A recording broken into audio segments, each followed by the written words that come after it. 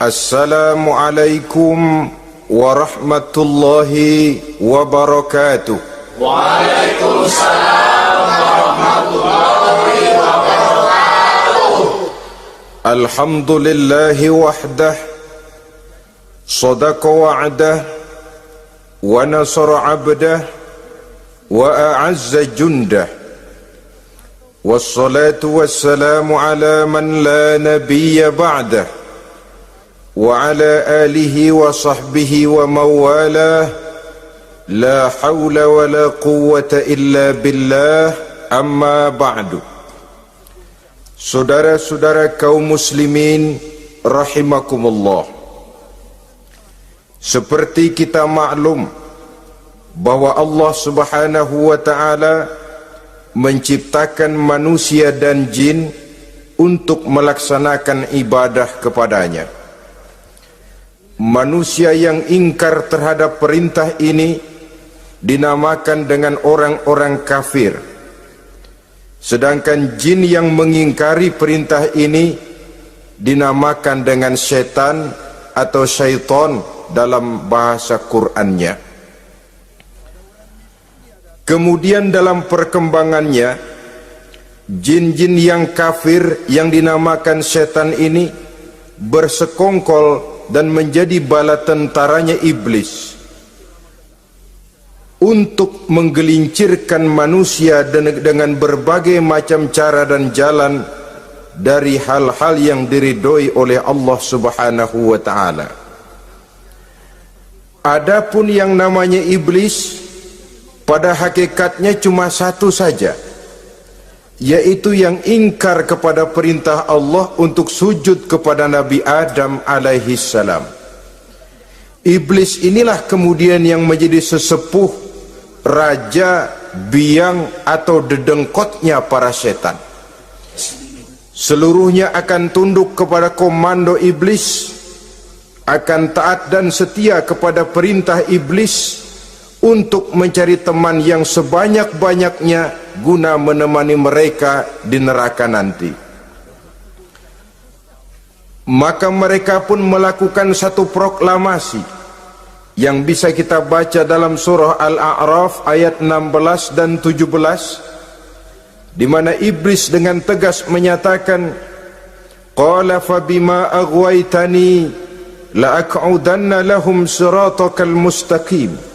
Wahai Allah, kata iblis, dari sebab engkau telah menghukum saya, dari sebab engkau telah mengusir saya dari surga, maka saya berjanji akan menipu, akan menggelincirkan mereka, Adam dan keturunannya, dari jalanmu yang lurus. Apa jalan yang lurus? Tidak lain Islam ini. Dengan segala cara dan jalan, iblis dan bala tentaranya akan berusaha menggelincirkan manusia dari jalan yang lurus. Caranya bagaimana? Ayat ke-17 menjawab, "Tsumma la'atiyannahum min ba'di aydihim." Akan kami datangi mereka, akan kami goda mereka dari arah sebelah depan. Kalau cara itu tidak kena, wa min khalfihim, kami goda mereka dari sebelah belakang. Andai kata cara itu pun tidak mempan, wa an aimanihim, dari arah sebelah kanan. Kalaupun itu gagal, wa an syama'ilihim, kami akan datang dari arah sebelah kiri. Pendeknya, dari 4 penjuru angin, iblis dan seluruh bala tentaranya yang bernama setan belum akan puas sebelum kita tergelincir dari jalan yang lurus yang diridhoi oleh Allah subhanahu wa ta'ala. Sebagian ahli tafsir menjelaskan bahwa jika iblis menggoda dari arah depan, yang dimaksud dari depan ini adalah dunia, sehingga manusia menjadikan dunia sebagai tujuan akhir dari seluruh kegiatan hidupnya. Ia pergi pagi, pulang sore, peras keringat, banting tulang, tidak ada yang dikejar kecuali dunia, dan cuma untuk kepentingan dunia. Dunia yang membuat orang berpaling daripada akhirat. dunia yang membuat orang lupa kepada tujuan penciptaannya, maka dunia termasuk perangkap iblis. Apa isi dunia? Biasanya yang lazim itu 3 ta itu, harta, tahta, wanita. Itu yang bikin orang jadi sibuk sampai lupa kepada tujuan penciptaannya. Untuk apa dia diciptakan oleh Allah? Ini wa'an min baini aidihim, kami goda mereka dari arah depan dengan menyodorkan dunia dalam bentuk yang hijau ranau, dunia dalam bentuk yang manis sehingga mereka tenggelam di dalamnya lalu melupakan akhirat. Kalau cara itu juga tidak kena, wa min khalfihim, kami datang dari sebelah belakang, kami lupakan mereka kepada akhirat. Itu mah urusan nanti bagaimana saja. Yang penting yang kita hadapi sekarang apa? Dunia. Akhirat kita belum tahu dan bahkan belum tentu ada. Yang sudah pasti saja kita garap, melupakan akhirat. Wa an aimanihim, yang dimaksud dari arah sebelah kanan, iblis dan setan selalu menghalang-halangi manusia untuk berbuat kebaikan, karena kanan adalah lambang kebajikan, sedangkan ansama ilihim, kiri adalah lambang kejahatan. Dicegahnya kita berbuat kebajikan dan dibisikannya kita untuk selalu melakukan kejahatan dan kemunkaran. Wala tajidu aktsarahum syakirin, dan akan kamu dapati sedikit sekali di antara manusia yang bersyukur atas nikmat yang telah engkau berikan kepada mereka. Ditanamkan rasa ingkar kepada nikmat. Jika kita tidak kufur iman, dibuatnya kufur nikmat. Mengeluh padahal hidup sudah serba cukup, merasa masih sangat kurang padahal orang lain sudah titik air liurnya melihat keadaan kita. Sedikit sekali di antara mereka yang pandai bersyukur kepada nikmat yang telah engkau berikan itu, ya Allah. Jadi untuk ingkar nikmat, bisikan selalu datang dari iblis. Coba lihat itu, temanmu yang tidak pernah sholat rezekinya lancar, kamu berhenti saja sholat. Yang tidak pernah ke masjid pangkatnya naik terus, udah berhenti aja ke masjid. Atau setidak-tidaknya mengeluh dalam hati, Tuhan kayaknya tidak adil, kenapa saya rajin sholat kok rezeki seret bener. Padahal pada dasarnya kalau kita mau berpikir dalam bentuk yang paling mendasar, Allah selalu memberikan yang terbaik untuk kita. Jika begini keadaan kita, inilah yang terbaik buat kita menurut pertimbangan Allah.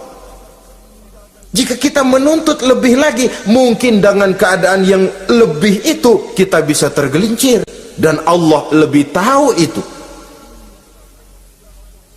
Sebagai pencipta manusia, Allah lebih tahu tentang kemungkinan-kemungkinan yang bisa didapat dan dicapai oleh manusia. Bahasa ringannya, rezeki lu segini aja deh, lu jadi rajin sholat. Kalau rezeki lu melebihan jadi orang kaya dikit, nanti ngelihat masjid minggir. Allah selalu memberikan yang terbaik kepada kita. Saudara-saudara kaum muslimin, adapun iblis dan setan sudah menyadari betul bahwa iblis dan setan tempatnya di akhirat nanti jelas neraka. Itu mereka sudah sadari betul. Maka yang mereka kepengen sekarang, bagaimana mencari teman sebanyak-banyaknya untuk menemani mereka di neraka nanti. Nah, inilah yang menyebabkan mereka berjibaku betul. Bahkan ada satu riwayat itu, ada waktu-waktu tertentu di mana para setan ini laporan kepada iblis. Kalau ada yang laporan gagal, bukan main marahnya si iblis ini selaku komandan. Kata setan, Pak, saya gagal menggoda si fulan karena imannya kuat. Goblok kamu. Dengan apa kamu goda dia? Dengan kedudukan. Dia tidak mau. tempuh dengan jalan lain, barangkali dengan harta. Kalau dengan harta tidak bisa, barangkali dengan wanita. Kalau dengan wanita tidak bisa, tempuh segala macam cara. Dan mereka yang laporannya enak, artinya berhasil menggoda banyak orang-orang beriman, itu konditenya naik,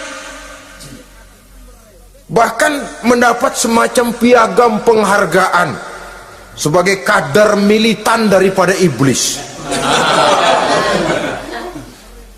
Nah, mereka berusaha dengan segala macam cara mengumpulkan teman sebanyak-banyaknya. Kalau mereka sendiri sudah tahu, pasti sadar nasib saya di akhirat nanti pasti masuk neraka, diazab dan disiksa oleh Allah. Cuma saya begini ini lantaran ulahnya Nabi Adam dulu. Maka anak-anak cucu Nabi Adam harus menjadi teman-teman saya sebanyak-banyaknya guna menemani saya di dalam neraka. Oleh karena itu, pada kesempatan pertemuan saat ini kita akan membicarakan siapa sih teman-teman setan itu. Diriwayatkan dari Wahab bin Munabbih bahwa pada satu hari iblis diperintahkan oleh Allah untuk datang kepada baginda Rasulullah sallallahu alaihi wasallam dan menjawab segala pertanyaan yang diajukan oleh baginda Nabi. Datang iblis dalam bentuk orang tua pakai tongkat. Jadi iblis itu bisa malih warna, dia termasuk jenis makhluk halus toh, seperti halnya jin dan malaikat, itu bisa malih warna sesuai dengan yang mereka kehendaki. Ketika datang, baginda Nabi bertanya, "Man anta?" Siapa kamu? Dia jawab, "Ana iblis." Saya iblis. Jujur. "Limadza ji'ta?" Mau apa kamu datang kemari? Kata baginda Nabi. Dijawab oleh iblis, "Innallaha amaroni an atika wa ujibaka an kulli ma sa'altani." Allah memerintahkan saya untuk datang kepadamu dan menjawab segala pertanyaan yang engkau ajukan kepada saya. Nah, atas pernyataan ini baginda Rasul kemudian bertanya dengan dua pertanyaan. Pertanyaan pertama, iblis, "Kam ikhwanuka min ummati?" Ada berapa sih teman-temanmu dari golongan umatku? Dari golongan umatku, umat Islam ini, bukan orang lain. Kalau orang kafir sih sudah jelas, itu memang CS-nya iblis. Tapi dari umatku, siapa saja yang jadi teman-teman kamu iblis? Menjadi antekmu, menjadi alatmu sejak dari dunia sampai ke neraka nanti. Atas pertanyaan ini iblis menjawab, "Teman-teman saya dari golongan umatmu ya Muhammad, asyarun, ada 10 orang. Ada 10 orang yang merupakan teman-teman iblis dari dunia sampai ke neraka." Siapa mereka? Pertama kata iblis, "Teman saya hakimun jair." Hakim yang curang, hakim yang tidak adil. Ini bisa dimaklumi. Kenapa? Karena hakim diharapkan adalah produk keadilan, sehingga orang mengatakan seorang hakim adalah seorang yang meletakkan sebelah kakinya di surga dan sebelah lagi di neraka. Kalau adil dia menghukum, kaki sebelah kanan yang akan menentukannya ke surga. Kalau licik dia menghukum, kaki sebelah kiri yang akan menjerumuskan dia ke dalam neraka.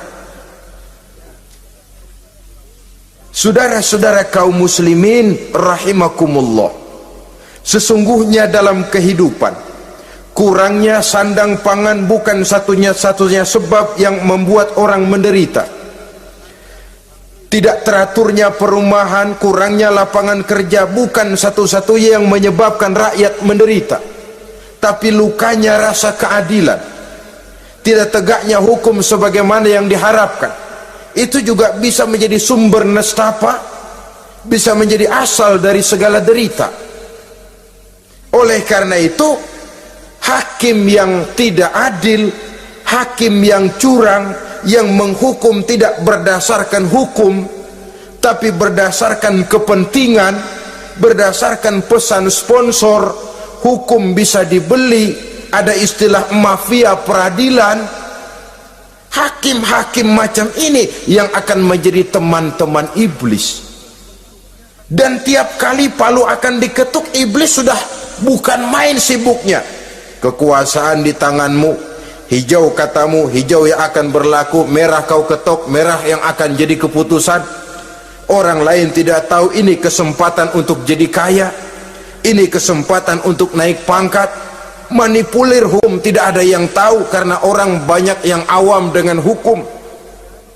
Saudara-saudara kaum muslimin, kalau hukum sudah bisa dibeli, atau kalau hukum cuma untuk orang-orang kecil saja, ada kelompok-kelompok yang kebal hukum, maka akan timbullah kiamat di masyarakat, di mana yang kuat makin kuat, yang lemah selalu menjadi mangsa. Oleh karenanya, hakim yang serong, hakim yang durjana merupakan teman-teman setan, merupakan teman-teman iblis dari dunia sampai ke neraka nanti. Ini yang pertama. Oleh karenanya, pada dasarnya setiap kita adalah hakim untuk keluarga. Dalam pergaulan hendaklah adil di dalam memutuskan segala sesuatu. Lebih-lebih hakim yang memang menjadi pengayom masyarakat. Bukankah lambang para hakim digambarkan dalam bentuk neraca yang berimbang, tidak berat ke kiri, tidak juga berat ke kanan, dalam arti objektif memberikan keputusan sesuai dengan hukum, sehingga masyarakat terlindungi. Dan hakim yang adil secara praktis adalah musuh daripada setan. Dimanapun setan dan iblis paling gak demen sama hakim yang adil. Itu merupakan musuh besar bagi setan, yang menyalahkan yang salah, membenarkan yang benar, walaupun yang salah orang besar, yang benar orang kecil. Dan kita memang oleh baginda Nabi diajarkan satu doa, Allahumma arinal haqqa haqqa warzuqna tiba'ah. Ya Allah, perlihatkan kepada kami bahwa yang benar itu benar. Sebab sering kita lihat yang benar jadi tidak benar. Ini memerlukan kekuatan batin. Yang benar tampakkan kepada kami kebenarannya ya Allah. Sebab sekarang banyak ketidakbenaran yang dikamuflase, banyak ketidakbenaran yang diberikan lipstick sehingga kelihatannya menjadi benar. Ini baik doa ini saya pikir dibaca oleh para hakim. Allahumma arinal haqqa haqqa, ya Allah perlihatkan kepada saya bahwa yang benar itu benar. Dan tidak cuma sekedar itu, warzuqnit tiba'ah, berikan kekuatan kepada saya untuk mengikuti kebenaran itu. Sebab kadang-kadang terjadi juga dia tahu yang benar itu benar, tapi tidak punya keberanian moral untuk mengatakan bahwa itu benar. Dia tahu itu barang yang hak, tapi tidak terpanggil mengikuti yang hak, tidak punya kekuatan moral untuk mengikutinya. Lalu doa ini pun disambung, wa arinal batila batilan warzuqna ijtinabah. Wahai Allah, perlihatkan kepada kami bahwa yang batil adalah batil, bahwa yang salah adalah salah, bahwa yang munkar adalah munkar. Berikan kepada kami kekuatan untuk menjauhi yang munkar, yang batil, yang zalim. Saudara-saudara kaum muslimin rahimakumullah, Kita sering mencaci kaum pelacur sebagai sampah masyarakat. Tapi sadarkah kita bahwa pelacuran di bidang hukum, pelacuran di bidang intelektual, kadang-kadang pelacuran di bidang agama, dalam arti menjual ayat untuk membela yang salah dan menekan yang benar, ini juga tidak kalah bahayanya dengan prostitusi, pelacur-pelacur yang kita anggap sebagai sampah daripada kehidupan masyarakat itu. Oleh karenanya, maka hakim yang adil merupakan musuh utama daripada iblis dan setan. Mereka akan sibuk sekali kalau seorang hakim sudah berketetapan untuk melahirkan keputusan hukum yang seadil-adilnya. Ini yang pertama, teman setan adalah hakim yang nyeleweng, yang tidak adil. Yang kedua, teman saya, kata iblis, ghaniyun mutakabbir, orang kaya yang sombong. Orang kaya sombong itu teman setan. Orang miskin sombong itu lebih teman lagi tuh. Sebab ini sudah kelewatan. Kalau orang kaya sombong barangkali masih lumayan lah, memang kaya. Tapi kalau sudah miskin sombong, minta ampun. Orang kaya yang sombong adalah musuh iblis. Sebab pada hakikatnya tidak ada yang kaya dalam kehidupan ini kalau sudah bercermin kepada apa sih yang kita punya. Nabi Sulaiman karena merasa menguasai antara masyrik dan maghrib, satu hari pernah mohon izin kepada Allah, ya Allah, saya mohon izin kepadamu untuk memberikan makan kepada seluruh makhluk-makhlukmu sekedar satu hari saja. Baik, satu hari Nabi Sulaiman mau menjamin menanggung makannya semua makhluk karena merasa kaya. Baik, kata Allah. Lalu sibuklah Nabi Sulaiman mengadakan persiapan. Seluruh bala tentaranya, jin, binatang dikumpulkan, mengumpulkan makanan yang sebanyak-banyaknya, diatur di satu lapangan yang sangat luas. Sebab ini yang mau makan tentu tidak sedikit. Nah, sudah selesai persiapan, kata Allah, sudah selesai Sulaiman? Sudah, ya Allah. Nah, aku mulai dari makhlukku yang paling di bawah, ikan. Ikan nun dipanggil oleh Allah, rezekimu hari ini mau ditanggung Sulaiman, naik makan. Naik ikan ini, sekali makan seluruh persiapan habis. Goleng kepala Nabi Sulaiman, beliau sadar lalu sujud, maha kaya engkau ya Allah. Boro-boro nanggung makanan semua makhluk hidup sehari, ikan satu nggak keurusan. Ini baru sekali makan, bagaimana nambahnya? Jadi apa sih yang kita anggap kaya ini? Maka orang kaya yang sombong pada hakikatnya kacang yang lupa akan kulitnya. Tidak ada yang kita bawa pada saat kita terlahir ke alam ini, sebagaimana juga tidak ada yang kita bawa pada saat kita meninggalkan alam ini. Harta kita akan pindah nama. Sebab itu yang perlu kita jaga pada hakikatnya tidak lain nilai-nilai iman, sebab ini yang akan kita bawa. Cuma ironinya, karena iman itu abstrak, bukan benda, orang yang kehilangan iman tidak pernah ribut. Sebaliknya, karena harta itu materi, benda konkret, orang yang kehilangan harta cepat merasa, cepat ribut. Motor hilang, ribut. Kenapa? Motor itu benda, kelihatan. Duit hilang, ribut. Televisi hilang, ribut.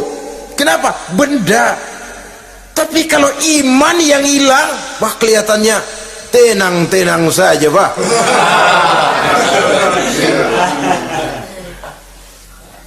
Padahal ini usaha iblis, bagaimana orang kehilangan iman, menjadi kafir, masuk grup dia untuk menemani dia di dalam neraka nanti. Dia gelincirkan iman kita, dan kita sering tanpa terasa telah mengalami pergeseran nilai-nilai iman, kalau tidak tergusur sama sekali. Cuma saya katakan tadi, oleh karena iman ini bukan benda, orang yang kehilangan iman kurang begitu merasa, padahal ini yang paling berharga. Sebab ini yang akan kita bawa menghadap Allah. Orang itu kalau sudah yakhruju minad dunya bighairi iman, keluar dari dunia, meninggalkan dunia dan seluruh isinya, kembali menghadap Allah dengan tidak membawa iman, tempatnya jelas sudah. Itu yang paling kita khawatir.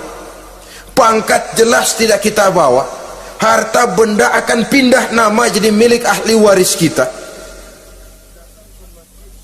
Tiba-tiba iman yang cuma satu itu tempat kita bergantung hilang juga dari diri kita.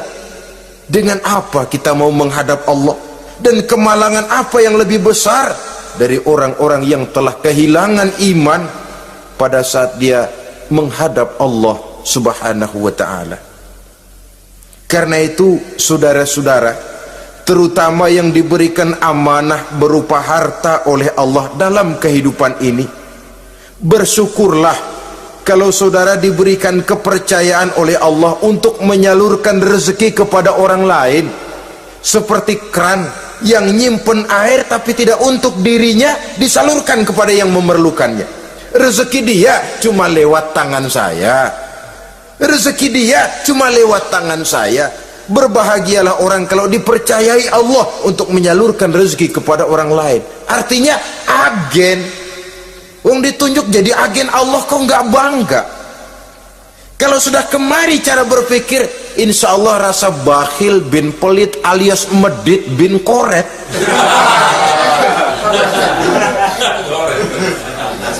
Itu insya Allah nggak ada. Kan kadang kita berpikir, yang nyari duit gue setengah mati, lu datang-datang mau minta aja pala lu. Kan itu toh kadang-kadang cara kita berpikir. Ya boleh jadi lalu terasa berat. Tapi kalau kembali kepada kesadaran, barangkali alhamdulillah rezeki dia cuma lewat tangan saya. Kalau saya nggak ngasih dia, barangkali nggak semudah ini saya dapat rezeki. Allah mudahkan rezeki saya karena saya sering membantu orang-orang yang memang memerlukannya. Andai kata saya nggak membantu mereka, belum tentu rezeki selancar ini. Tidak lalu enak aja, peras keringat gua banting tulang, pergi pagi pulang sore, lu datang-datang nada aja. Berbahagialah orang jikalau sekali lagi dia dijadikan agen oleh Allah untuk menyalurkan rezeki kepada mereka yang memang memerlukannya. Kalau tidak ke arah itu kita berpikir, yang timbul bakhil. Bakhil lalu bermegah-megah dengan hartanya, timbul kesombongan. Senang lihat orang susah, lalu dia sendiri dengan hartanya cuma to show only, pameran. Lewat di kampung senang kalau orang melotot lihat mobilnya yang serba mengkilap, sepatunya yang serba mahal. Senang kalau wah, semua gaya hidupnya serba jet set, wah, wah, wah. Senang betul kalau melihat orang sudah serba bengong lihat keadaan dia. Timbul takaburnya, sombongnya, ngenyek kepada yang lain. Maka orang kaya yang sombong teman iblis, teman setan. Setan senang betul. Sebaliknya secara praktis, orang kaya yang rendah hati adalah musuh iblis. Saudara-saudara kaum muslimin rahimakumullah, lain memang kalau kita diberikan ilmu di akhirat nanti, pertanyaan cuma satu, ilmumu kau amalkan untuk apa? Kalau Kalau kita diberikan umur panjang, pertanyaan akhirat satu saja, umurmu kau habiskan di mana? Tapi kalau sudah harta diberikan kepada kita, pertanyaan akhirat dua, min aina iktasabahu wa fima anfaqahu, hartamu kau dapat dari mana, kau belanjakan kemana? Depan belakang ditanya.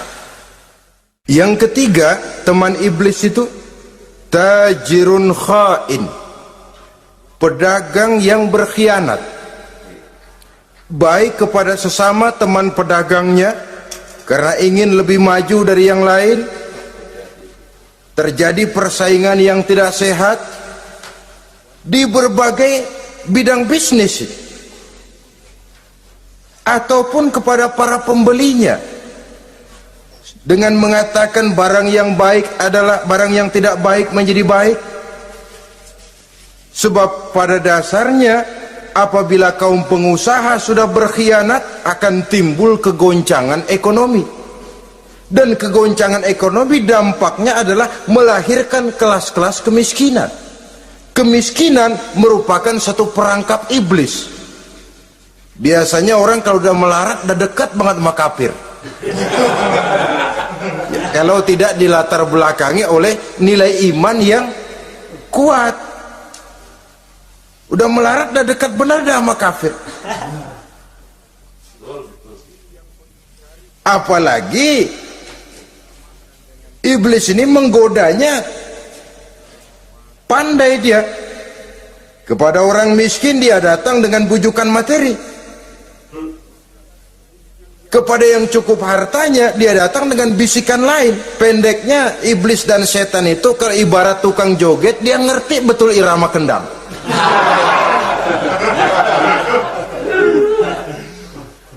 Di mana kelemahan orang itu dia selidiki, dia pelajari, dari arah situ dia masuk.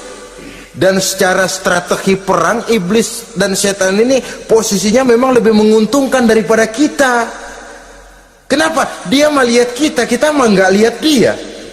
Dia bisa pelajari kebiasaan dan kecenderungan kita. Kita nggak tahu kadang-kadang kelemahan kita. Dari arah itu dia masuk.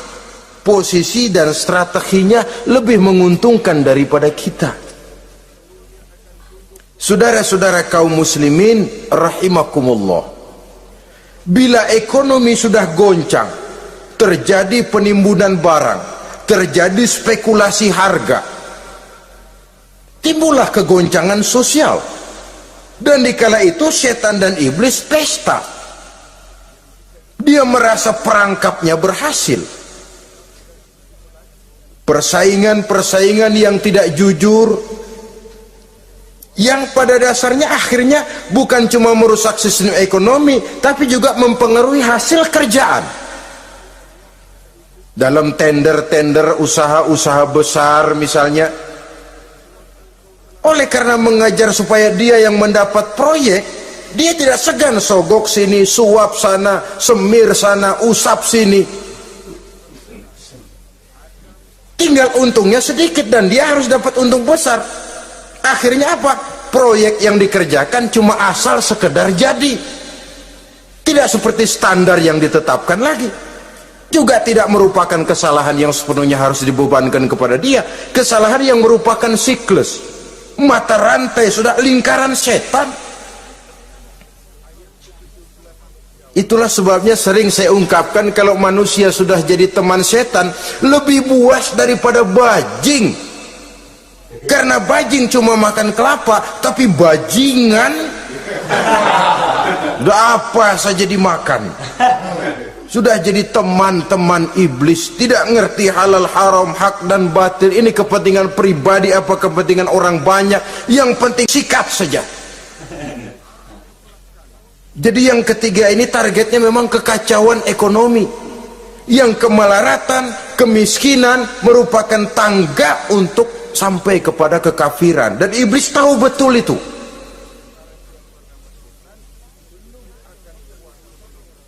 Lain misalnya contoh yang diberikan oleh Rasul kan pernah dagang di kala remaja itu, membawa dagangannya Siti Khadijah, kain.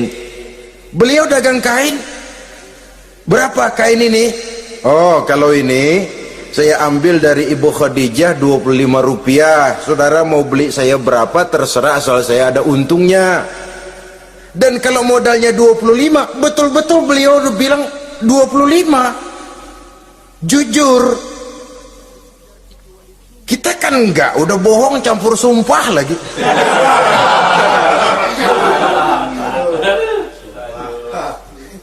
Ini yang ketiga. Yang keempat, teman-teman setan, teman-teman iblis, syaribul khamr. Orang yang minum arak, pemabuk, itu teman setan. Bahkan divonis tidak beriman orang yang pada saat meninggal dunia di dalam perutnya itu masih ada khamr. Tidak beriman divonis. Jadi dalam satu pesta di mana disediakan minuman-minuman keras, iblis itu sudah masang perangkap. Dan bila minuman itu dihampiri orang, dia mulai senang, wajahnya berseri-seri. Kalau minuman dituang ke gelas, dia tepuk tangan. Bila minuman mulai mengalir ke tenggorokan, dia jijimprakan iblis. Girang bukan main.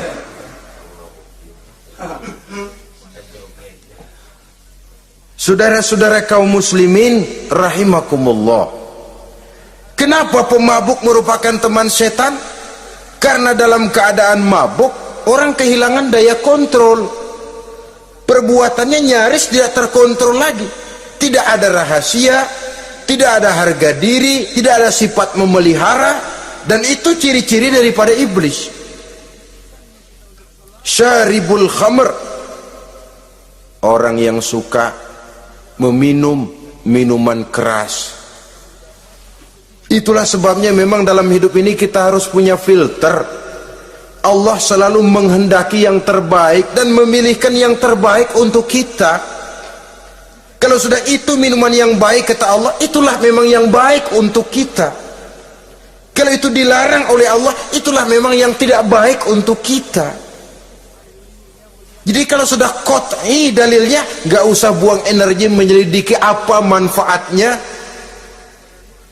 Kalau sudah qat'i dilarang, nggak usah buang energi menyelidiki apa bahayanya khamr. Allah tidak akan melarang sesuatu yang mengandung manfaat. Yang dilarang Allah tentu yang membawa mudarat dan bahaya di dalam kehidupan. Bukankah sekarang ini minuman keras sudah merupakan penghias pesta, merupakan kebanggaan di kalangan remaja, termasuk dalam kata khamr ini ya morfin, ganja, narkotik, dan yang sejenis dengan itu. Orang sudah merasa bangga kalau sudah fly to the sky, membumbung ke angkasa, katanya dunia ini luas, lupa segala macam persoalan. Tapi sampai kapan? Sampai kapan orang merasa membumbung? Sampai kapan orang merasa bisa meninggalkan segala persoalan? Sampai mabuknya selesai? Ya kalau gitu mabuk aja terus. Lalu apa artinya kehidupan ini? Mabuk kan nggak ngerugiin orang lain. Kalau saya nyolong kan ngerugiin orang lain. Kalau saya korupsi ngerugiin orang lain. Kalau saya zina jelas ada orang lain yang dirugikan. Tapi minum khamar, siapa yang rugi? Uang saya. Saya beli dengan uang saya, yang minum pun saya. Siapa yang rugi? Saudara, ini pemikiran sepihak namanya. Pertama jelas merugikan diri sendiri. Kesehatan terganggu, pertumbuhan IQ, ya, daya pikir jadi jumud bin beku. Tidak ada idealisme ke arah depan. Yang ada ya, yang dipikirkan ya yang di depan hidungnya saja. Dan konon itu pada mulanya memang orang kan sifatnya cuma ingin tahu, nyobain, ketagihan. Ya kalau orang tuanya masuk golongan have, mampu. Kalau orang tuanya termasuk ekonomi lemah, sedangkan kecanduan hal yang tidak bisa ditangguhkan. Orang yang sudah kecanduan minuman keras, Sekali dia tidak minum, sudah bukan main rasanya. Orang yang sudah biasa minum ganja, morfin, narkotik, satu kali dia tidak bertemu itu, sudah nggak keruan rasa. Orang tuanya tidak mampu, kenapa lalu nggak ngelamun yang negatif? Ya kalau dia keluarga have, orang tuanya masih ngelarang, dia bisa jual hal lain di rumahnya yang ada harganya. Tip deka itu, video kah itu, mobil kah digade dulu. Kalau di kampung anak-anak muda yang menengah ke bawah, kenapa enggak ayam orang disamber?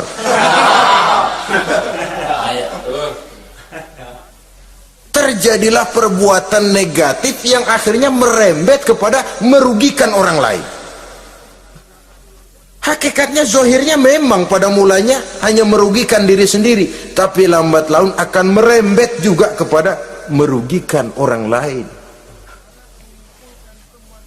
Oleh karena itu pantas kalau dalam perjalanan Mi'raj begitu hendak start dari Masjidil Aqsa menghadap Allah, kepada baginda Nabi disodorkan 2 gelas minuman, segelas susu dan segelas arak. Muhammad, kau ambil salah satu minuman itu, kau minum. Mantap. Nabi mengambil gelas yang isinya susu, lalu beliau minum. Selesai minum, kata Jibril, "Shaddaqta ya Muhammad, laqad asabtal haq." Kamu benar Muhammad, pilihanmu tepat. Kenapa? Untung saja susu yang kamu minum. Kalau arak yang kamu ambil, kamu pilih dan kamu minum, pasti umatmu bakal pada jadi umat teler semua nanti. Wong Nabi milih susu saja umatnya masih banyak yang teler, apalagi kalau beliau memilih khamr waktu itu. Tapi ini sekedar simbol bahwa begitulah kita dalam hidup. Saudara, kalau di depan kita ditaruh segelas jamu, segelas sirup, kira-kira pilih mana? Jamu. Sirup apa jamu? Jamu. Orang yang berpikir panjang ke depan, dia bakal pilih jamu. Memang pahit, getir, nggak enak, tapi besok pagi badan enteng, kerja semangat, berpikir cerdas, gairah ada. Orang yang pikirannya pendek, ngapain jamu getir nih, sirup nih, manis ini, dia minum, bukan main manisnya, besok pagi bibir pada jontor. Begitulah dalam kehidupan ini. Maka hendaknya kita berusaha dengan sekuat kemampuan untuk menghindarkan diri dari minuman keras dan pengaruh-pengaruhnya. Yang kelima, teman iblis itu al-qattat, tukang-tukang fitnah. Itu suling iblis, itu trompet setan. Sebab apa? Benar kalau Quran mengatakan, Nabi mengatakan al-fitnatu asyaddu minal qatli. Fitnah lebih bahaya dari pembunuhan. Sebab apa? Pembunuhan membunuh orang secara langsung, fitnah membunuh orang pelan-pelan. Kalau mati mendingan cepat daripada pelan-pelan. Pelan-pelan mati, cepat mati enakan cepat, nggak ngerasain sakit. Fitnah membunuh orang pelan-pelan. Nama baik orang hancur, dicoreng-moreng di tengah masyarakat. Maka tukang-tukang fitnah, teman-teman setan dari dunia sampai ke neraka nanti. Karena fitnah lebih bahaya daripada pembunuhan. Mengada-ada yang tidak ada diada-adakan, fitnah. Melebih-lebih, berita semeter jadi 3 meter, yang 2 meter. Ya kalau positif, kalau negatif, fitnah. Memang orang bilang kalau kita nitip duit jangan harap lebih, kurang bisa. Tapi kalau nitip omongan jangan harap kurang, pas saja sudah untung itu. Biasanya lebih, namanya omongan. 1 meter jadi 2 meter, 2 meter jadi 3 meter. Itu sifat dari yang namanya omongan. Kita kirim uang, udah nggak bakalan lebih dah. Ini nitip uang sama saya 50.000, tambahin 10.000, langka yang berpikir begitu. Kurang malah bisa, enak aja nitip. Gua kan kemarin pakai ongkos, hitung transport misalnya. Tapi kalau sudah nitip omongan, pas saja sudah untung loh. Biasanya malah lebih.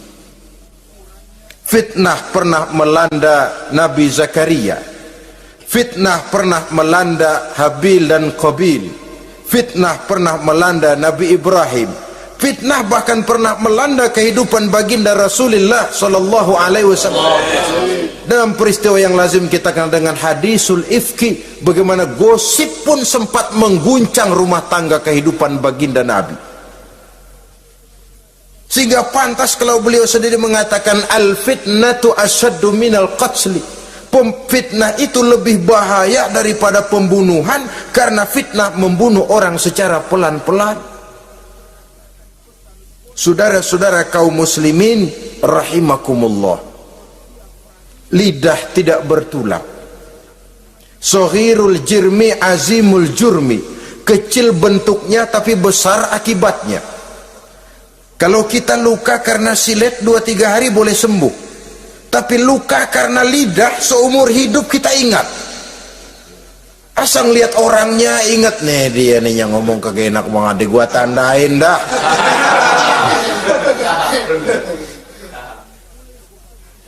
Itulah sebabnya pepatah bilang salamatul insan fi hifzil lisan. Orang akan selamat jikalau dia pandai menjaga lidahnya. Saudara-saudara kaum muslimin, yang keenam, teman setan sahibur riya, orang yang riya, beramal cuma to show only, supaya ingin dipuji orang, ingin dilihat orang, riya namanya. Tidak ada ikhlas. Sebab kata Imam Ghazali, an-nasu kulluhum niyamun illal alimun wal alimuna, an-nasu kulluhum mauta illal alimun wal alimuna niyamun illal amilun wal amiluna mughtarruna ilal mukhlisun. Manusia itu pada hakikatnya mati kecuali orang alim. Orang alim sekalipun hidup hakikatnya adalah tidur, kecuali orang yang mengamalkan ilmunya. Dan orang yang mengamalkan ilmunya banyak yang tertipu, kecuali orang yang ikhlas.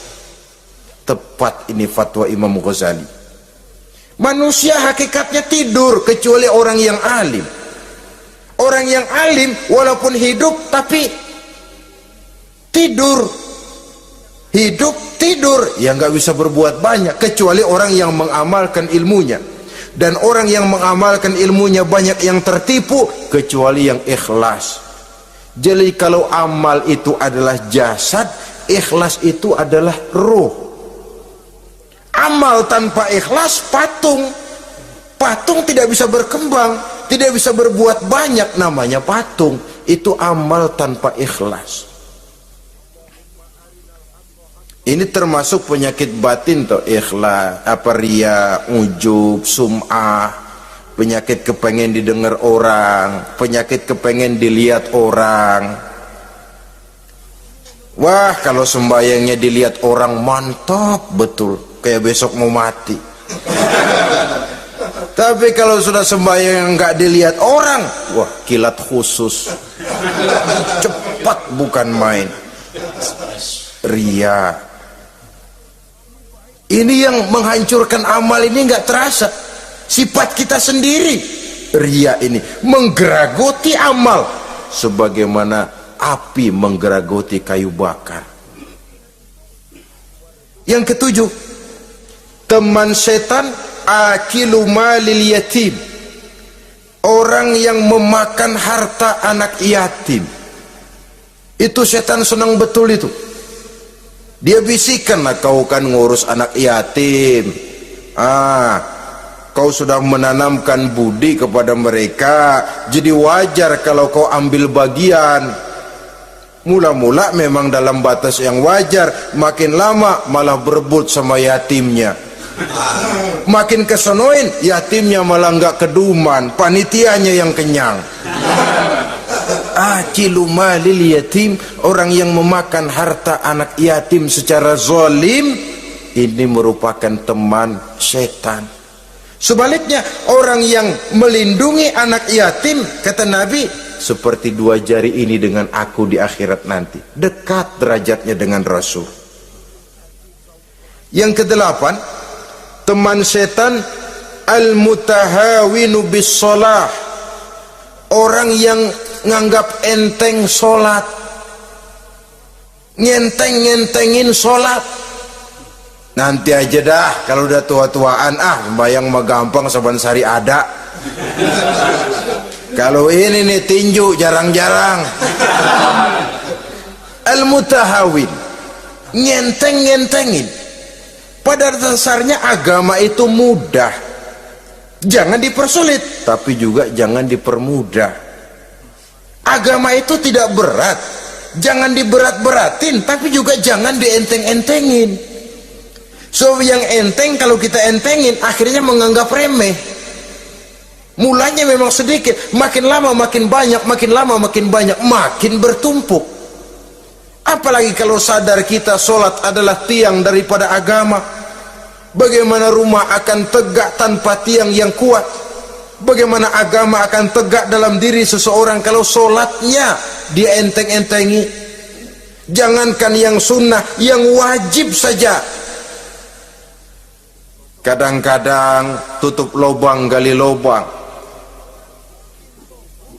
padahal itu merupakan tiang pokok. Rumah itu untuk kuat harus ada tiang-tiang tambahan.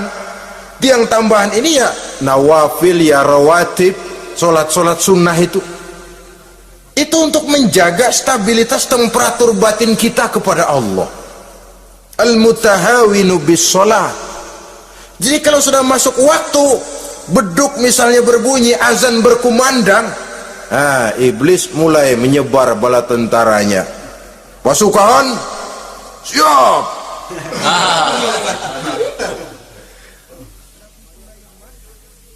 Kama yang dagang dia bisikin, sedang enaknya lo dagang, kau beli lagi banyak-banyak, sembahyang mah ada besok. Sama yang kerja, jangan ditinggal, ini kerjaan tanggung, sembahyang masih ada besok. Saudara-saudara kaum muslimin rahimakumullah, andai kata kita berhasil, kita tinggalkan kesibukan, lalu kita pergi sholat, apa iblis diam? Setan tenang? Tidak, masih dia bisiki kita. Iya, kalau mau sembahyang ya sembahyang, cuman buruan udah. Nah, yang mau belanja, yang menunggu, bukan main. Sampai ruku kita tidak sempurna, bacaan kita semrawut, sujud kita tidak lengkap, sholat juga, tapi disitulah masuk iblis. Atau kalau itu kita berhasil cegah, ruku tertib, ada tumakninah, sujud bagus, iblis masuk lagi. Wah, memang sembahyang kamu mantap, orang lain gak ada yang sembahyang kayak kamu. Yang timbul apa? Ujub, sombong kepada diri sendiri. Begitu rapi sembahyang, lo ya pada kagak sembahyang, apaan lo? Gua nih. Itu sudah perangkap iblis. Jadi lewat segala macam cara dan jalan, kepada yang ibadahnya bagus ditanamkan rasa ujub, kepada yang mau berusaha bagus ditanamkan sifat was-was, buru-buru. Saudara-saudara kaum muslimin, ini yang ke-8. Yang ke-9, mani'uz zakah, orang yang enggan membayar zakat itu teman setan. Gak ada urusan sama zakat, sayang-sayang harta dizakatin. Saudara-saudara, padahal zakat itu kata Nabi, zakku amwalakum biz zakat, bersihkan hartamu dengan zakat. Jadi barangkali bercampur harta itu dengan sedikit yang tidak baik, bercampur dengan yang kotor, zakat itu membersihkan yang lain. Kita misalnya dalam satu kelas punya murid 40 orang, 42 orang, ada 2 orang yang bandel, nggak ketulungan. Sudah segala macam cara kita perbaiki, nggak juga berhasil. Ini kan kalau nggak diatasi kan mempengaruhi yang teman-teman yang 40 orang. Untuk menyelamatkan yang 40 ini, nggak apa-apa yang 2 keluarin. Bikin pemecatan, anak saudara kami sudah tidak sanggup lagi mengajar, dengan ini kami berhentikan dari sekolah yang kami pimpin untuk menyelamatkan teman-teman yang lebih banyak, mengeluarkan yang 2 untuk menyelamatkan yang 40. So kalau tidak ini nanti ngerembet, yang 40 ngikut jadi ngeres. Itu juga harta. Zakat untuk membersihkan yang masih tersisa. Yang terakhir, yang ke-10, teman setan, musuh, teman iblis, man yutilul amal, orang yang terlalu panjang angan-angan, penghitung bintang di langit, yang hidup cuma ngitung jikalau, wiridannya cuma jikalau.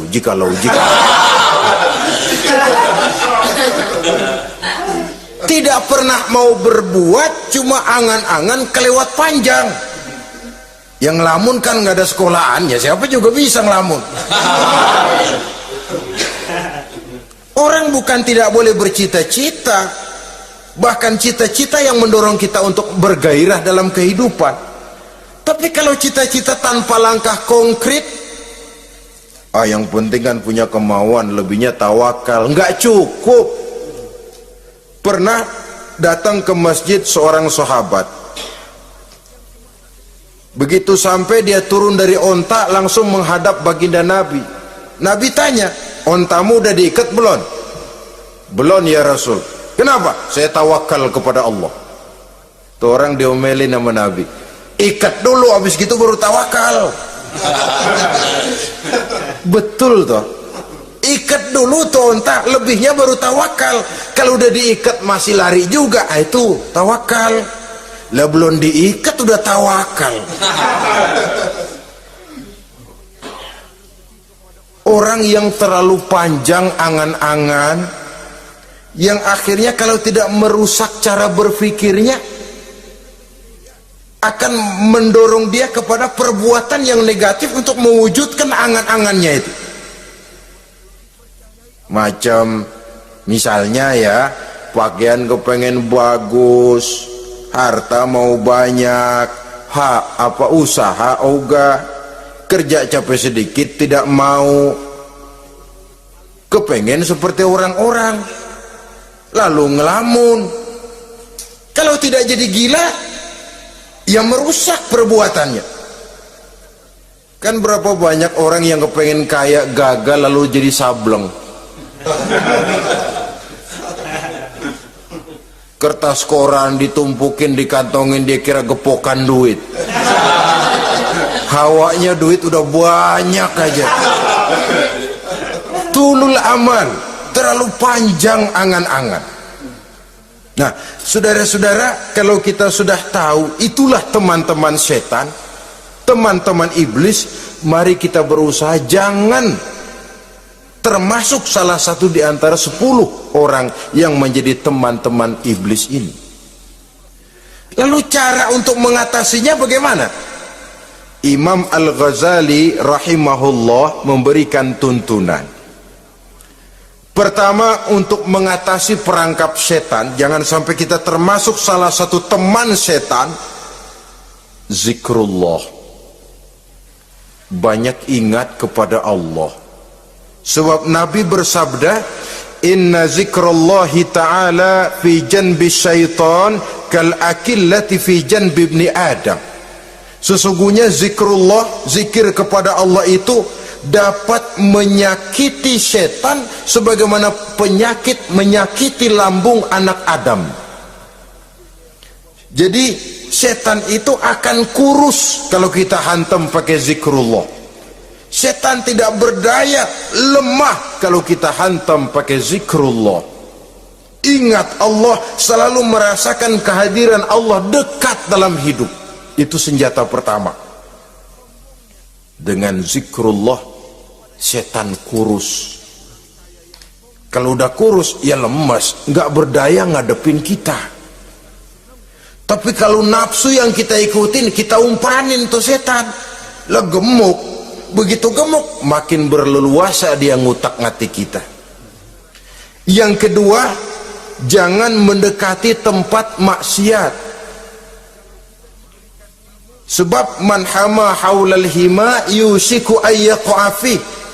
Orang yang main di pinggir kali ditakutin kecebur di kali. Jangan mendekati tempat yang cenderung membawa kita ke tempat maksiat. Saudara-saudara, yang ketiga, mengosongkan perut. Dalam arti rajin puasa, puasa sunnah. Kata Nabi, inna syaitan yajri min ibni adam majrad dam fadayyiku majariyahu bil ju'. Setan mengalir dalam diri manusia seperti mengalirnya darah. Maka persempit jalan setan dengan apa? Bil ju', dengan memperbanyak lapar, bukan memperturutkan syahwat. Pantas kalau Nabi bilang, saya adalah sekelompok orang yang tidak makan kecuali kalau kami lapar, dan kalau kami makan tidaklah sampai kekenyangan. Bukan enggak kenyang, tapi enggak kekenyangan. Yang terakhir kata Imam Ghazali, hendaknya kita selalu ingat bahwa tujuan iblis dan setan adalah menjerumuskan manusia, menyengsarakan manusia, supaya kita menjadi teman mereka di neraka nanti. Kalau ingat itu, insya Allah kita bisa mengerem diri. Nah, inilah saja yang dapat kita sampaikan pada pertemuan kali ini. Mudah-mudahan ada manfaatnya.